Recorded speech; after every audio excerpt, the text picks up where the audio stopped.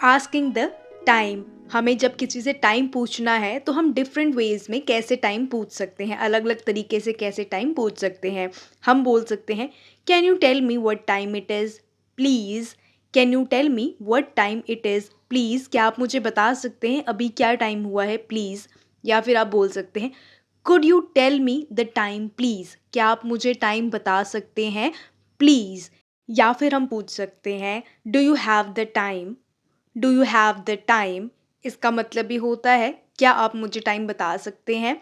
या फिर हम पूछ सकते हैं, do you know what time it is. Do you know what time it is. क्या आपको पता है अभी क्या टाइम हुआ है। हम इनडायरेक्टली उनसे टाइम ही पूछ रहे हैं।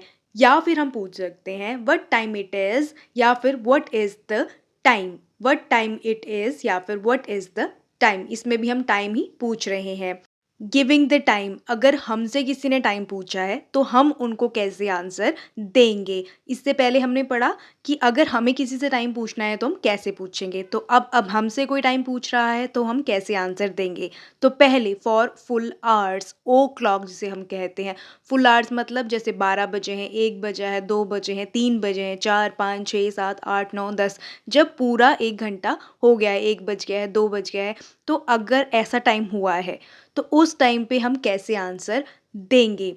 तो इसमें हमें क्या यूज़ करना है, वी यूज़ इट इज़ और it's to answer question about the present movement या फिर द राइट टाइम। हमें यूज़ करना है इट इज़ या फिर इट्स जब हमें आंसर देना है, जब हमें बताना है अभी के बारे में, अभी प्रेजेंट मूवमेंट, अभी क्या हो रहा है, राइट टाइम, अभी राइट नाउ, अभी क्या हो रहा है, इस मूवमेंट पे, इस टाइम पे क्या हो रहा है। जब हमें उसका आंसर देना है तब हम उसके आगे लगाएंगे इट इज़ या फिर इट्स। एग्जाम्पल से देखिए आपको और क्लियर समझ आएगा। इट इज़ 5 o'clock और इट्स 5, अभी 5 बजे हैं। इट इज़ 5 o'clock या फिर इट्स 5। या फिर इट्स 10 o'clock और इट इज़ 10, अभी 10 बज रहे हैं। इट्स 10 o'clock और इट इज़ 10। या फिर इट इज़ 6 o'clock या इट्स 6, अभी 6 बज रहे हैं। It is 6 o'clock, it's 6। ऐसे ही 7 8 9 10 जितने भी बज रहे हैं आपने इट इज़ या फिर इट्स लगा के टाइम बता देना। यह है फुल आवर्स का। नेक्स्ट है giving the time at half hours. मान लीजिए 10:30 हुए, 11:30 हुए, 1:30 हुआ है, तो उस टाइम पे आप टाइम कैसे बताएंगे जब हाफ एन आवर साथ में इंक्लूड होगा। जैसे -30 मतलब 1:30, 2:30, तो उस टाइम को आप कैसे बताएंगे। हम उसके लिए एक स्ट्रक्चर फॉलो करते हैं, इट इज़ हाफ पास्ट। अगर हमें एट हाफ आवर्स का आंसर देना है, जैसे 10:30, तो उसके साथ हम लगाएंगे इट इज़ हाफ पास्ट। जैसे एग्जाम्पल देखिए, इट इज़ हाफ पास्ट 10, अभी 10:30 हो चुके हैं। इट्स 10:30 या फिर 10:30। ऐसे एक और एग्जाम्पल देखिए, इट इज़ हाफ पास्ट 2, अभी 2:30 हुए हैं। ऐसे अगर 3:30 है, 4:30 है, बस हमें आगे लगाना है it is half past. Next है giving the time at quarter hours. Quarter hours क्या होते हैं, जैसे 10:15 या फिर 10:15। इसमें दो चीज़ें फॉलो होती हैं, किसमें, क्वार्टर आवर्स में, कुछ बज के 15 या कुछ बजने में 15।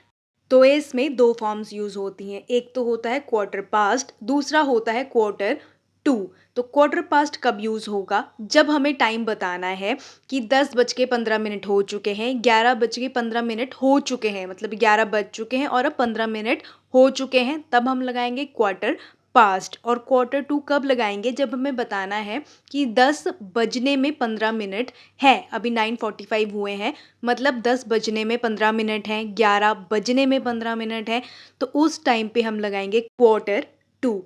चलिए एग्जाम्पल से समझते हैं, हमें और बेटर वे में समझ आएगा। इट इज़ Quarter past 7, अभी 7:15 हो चुके हैं। तो 7:15 हो चुके हैं, इसलिए हमने क्वार्टर पास्ट लगाया है। या फिर हम 7:15 भी बोल सकते हैं, लेकिन हम आमतौर पे 7:15 बहुत कम बोलते हैं, क्योंकि ये इनफॉर्मल वे होता है। फॉर्मल क्या है, इट इज़ Quarter past 7। ठीक है, एक और एग्जाम्पल देखिए, इट इज़ Quarter past 12, अभी 12:15 हो चुके हैं, या फिर 12:15। ठीक है, अब कुछ बज के कुछ मिनट हो चुके हैं, 1:15 होगा तो भी आप क्वार्टर पास्ट लगा देंगे। अब क्वार्टर टू की एग्जाम्पल देखते हैं। इट इज़ क्वार्टर टू 4, अभी 3:45 हुए हैं, मतलब 3:45 हुए हैं, मतलब 4 बजने में अभी 15 मिनट हैं। एक और एग्जाम्पल देखिए, इट इज़ क्वार्टर टू 2, अभी 1:45 हुए हैं, अभी 2 बजने में 15 मिनट है। तो ऐसे यूज़ होगा क्वार्टर पास्ट और क्वार्टर टू। चलिए एएम और पीएम का कॉन्सेप्ट समझते हैं। आमतौर पे हम 24 घंटे की क्लॉक यूज़ नहीं करते हैं, पूरे 24 घंटे का टाइम हम याद नहीं रख सकते हैं, याद रख भी सकते हैं लेकिन हम यूज़ नहीं करते हैं। उसके लिए हम एएम और पीएम का कॉन्सेप्ट यूज़ करते हैं। तो सुबह के भी 4 बजते हैं, शाम के भी 4 बजते हैं। मॉर्निंग के लिए हम 4 o'clock इन द मॉर्निंग लगा देते हैं, आफ्टरनून के लिए 4 o'clock इन द आफ्टरनून, ऐसे ही 3 बज रहे हैं, 4 बज रहे हैं, तो उसके साथ मॉर्निंग, आफ्टरनून, इवनिंग लगा के भी हम टाइम बता सकते हैं। नेक्स्ट हम देखते हैं giving the time eight other hours.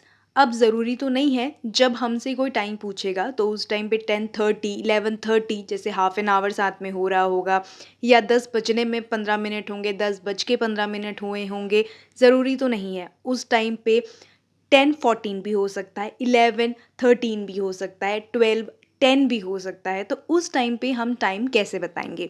तो इसके लिए हमें 2 वेज़ याद रखने हैं, एक तो पास्ट और टू, इसका हमें यूज़ करना है। जैसे अगर 1 मिनट से लेके 30 मिनट तक हुआ है तो हमें यूज़ करना है पास्ट, और अगर 31 से लेकर 59 मिनट तक है तो हमें यूज़ करना है टू।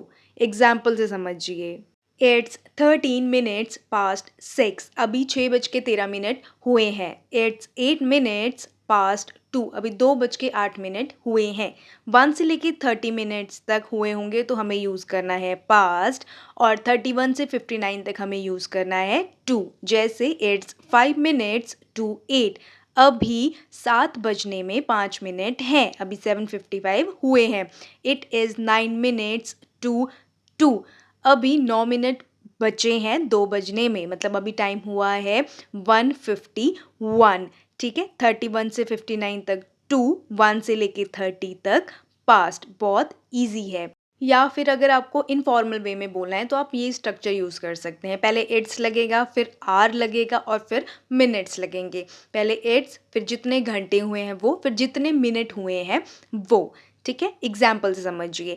इट्स 6:13, अभी 6:13 हुए हैं। इट्स 2:08, अभी 2:08 हुए हैं। इट्स 7:55, अभी 7:55 हुए हैं। इट इज़ 1:51, अभी 1:51 हुए हैं। ये थोड़ा इनफॉर्मल वे में आ जाता है, लेकिन वे ये भी सही है। ठीक है, अगर आपको कोई डाउट हो, कुछ चीज़ ना समझ आई हो तो आप मुझे कमेंट में पूछ सकते हैं।